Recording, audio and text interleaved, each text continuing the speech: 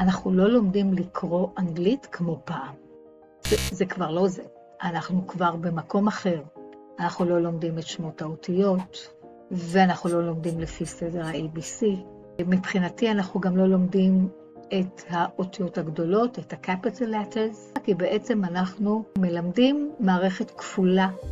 אז פיתחתי את השיטה הזאת שנקראת soft read, שהיא שיטה אוניברסלית, שעובדת גם בארץ וגם בחו"ל. אחד היתרונות הכי בולטים שלה, שהיא בעצם עושה מה שנקרא חיווט מחדש של המוח, שבאנגלית זה נקרא rewiring the brain. אנחנו מתקדמים, יש קדמה גם בלימוד קריאה באנגלית, יש פתרונות לצעירים, יש פתרונות למבוגרים, יש פתרונות לשיפור הקריאה, וזהו, קדימה, לא להישאר תקוע בשיטות הישנות. הגיע הזמן לצעוד קדימה.